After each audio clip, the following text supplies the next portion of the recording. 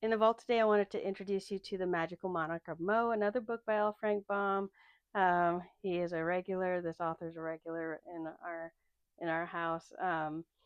He is more well known for the Wizard of Oz series. This book was actually written before the Wizard of Oz, um, and at the time that it was published, or that L. Frank Baum was trying to get it published, he didn't know if this book or The Wizard of Oz would be more popular. And so, in hindsight, we know who won that one, but or which book won that one. So I did pick those up. Just I was really curious what this could be, and it's another peek into a world of a magical world. It's similar has similar similarities to Oz, but it is a very different flavor from that world as well. So there is a mention in the Wizard of Oz books to a land of Mo, and I think there are a couple of characters that might do some crossover, but um, that's more like Easter egg type stuff if you're interested in that.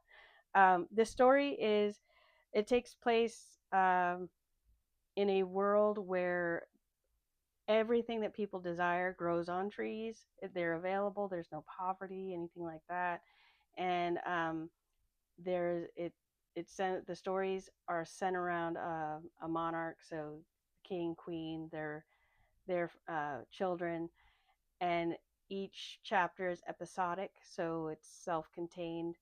Um, and the flavor of the book is slapstick, absurdity. Think Tom and Jerry, Looney Tunes.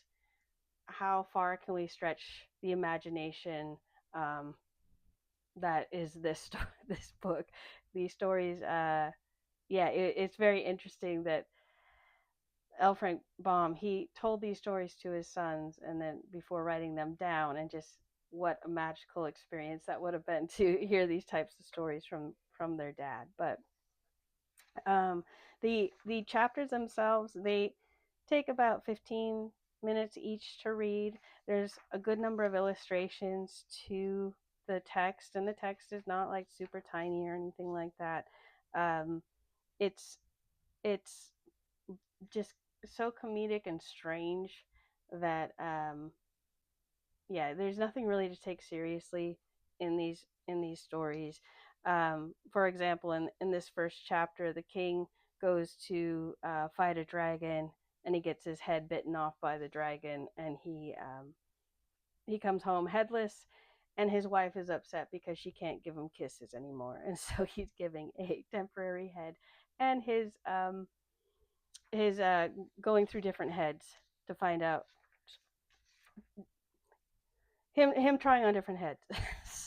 So there you go. It's just a bizarre story, and each story is strange like that. They're not all super violent, but they're all definitely uh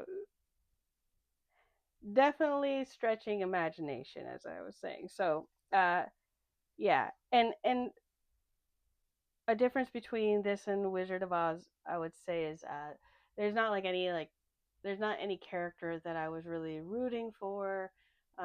In the Wizard of Oz, you can get really attached to Dorothy or the Tin Man. You kind of find who your favorite characters are, and they go throughout the whole series. And this one is just kind of like a little vignette. It's not. I wasn't attached to anyone. I was just like going along with the whatever tale was being told. And yeah, my I did read this to my older daughter for bedtime. We just kind of thought it was silly and strange, and uh, she likes the macabre a little bit, so it worked for us. But in terms of like if you wanted to have L. Frank Baum in your library, definitely the Wizard of Oz series, books 1 through 14. All of them are amazing. I don't, it doesn't, they don't suffer from the each book like losing its quality. So that is a wonderful series. But if you want to explore some of the more some other flavors of L. Frank Baum, he definitely had some other things going on uh, to supplement and try out different styles and so forth. But I do find this is very interesting in that he wrote this or had this together before The Wizard of Oz was published. So, yeah, have this one in your library if you're interested, and we will see you in the vault.